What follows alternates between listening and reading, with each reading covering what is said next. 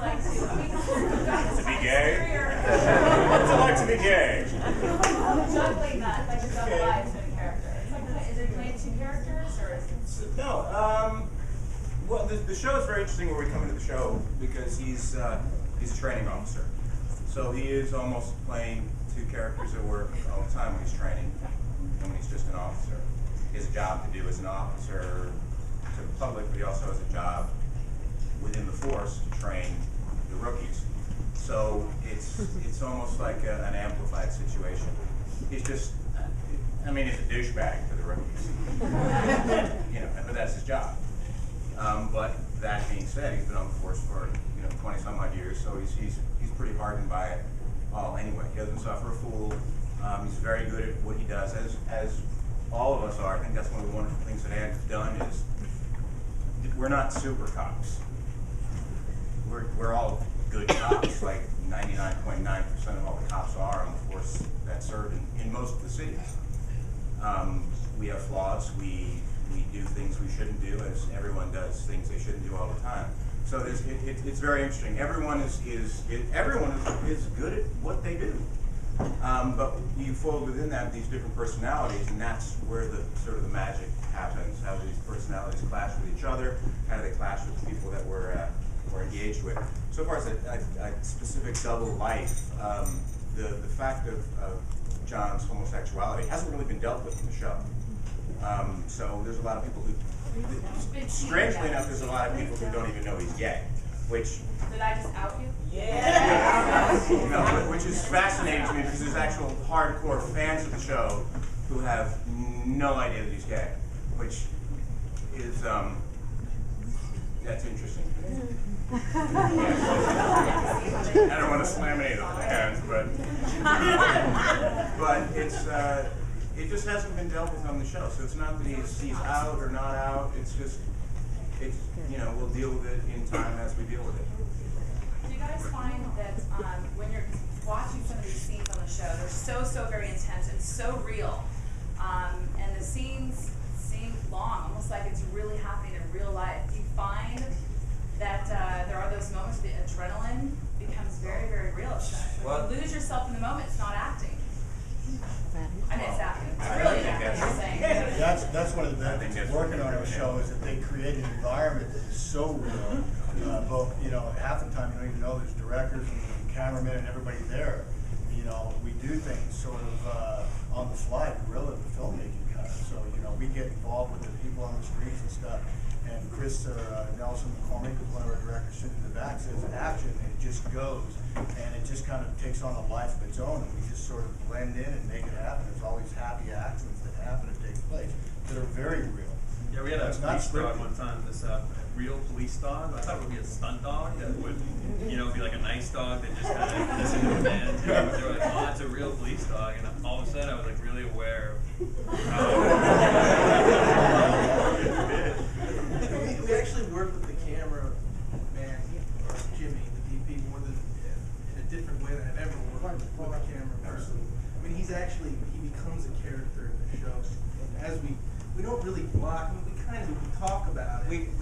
The idea for the show was to make it as spontaneous and honest as you could make it while shooting an hour drama, and we go to real locations. When we can, we go to the real places. Really real places. Real places. Places that are still open for business. And we go in and we say we want to shoot, and they say okay. And we try to really come in very small with just a couple of cameramen, a sound man.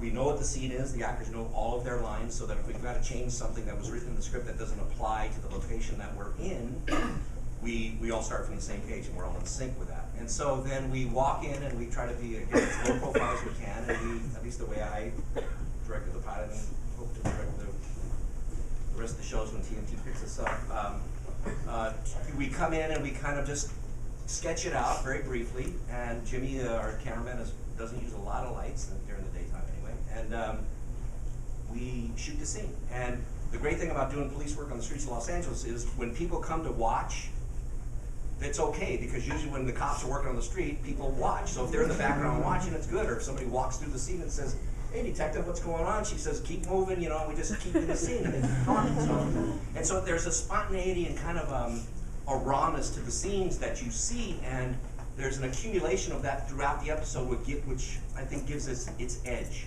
The scene that you saw, the riot scene that you saw, was really interesting because that was a scene that we shot down in South Central. We did, you know, ask the people if we'd come down there, and those were all real people that lived in those apartments there. And we came in after lunch because I was behind that day, and we staged the sequence, and there was a spontaneous reaction from the people in the street, and what you saw was real. And nobody got hurt. I mean, we were, you know, but there's not like big cameras and cranes. It's just like those cameramen get lost in the crowd, and the people, it just becomes real, and it was real. And it was spontaneous, and it got a little dicey. We were in and out of there, and we shot that whole thing in about 5 hours. You know, we just went in and out because it was getting kind of tense, and it was all good, but you know, I could, you know, it was hard for me to say cut because it was so loud. I'd have to run in and, you know, just kind of say stop. And so it was exciting. It was all good. Everybody came out okay, and it was fine, and they were glad to do it, and we were glad to do it. But it can be a little dicey. And there's an element to our show too, Chris. Right? We use real gangbangers. Well, we have a relationship with a lot of halfway houses where guys are trying to get out of gangs. They come and they consult with us, and we say, why don't you come and see how the crew works? You know, there's opportunities to become an electrician or whatever, and if you want to be in the show, come and do that. John Levy, our casting director, has brought in a lot of the kids from the various gangs to see if they want to act. That's awesome, by the way.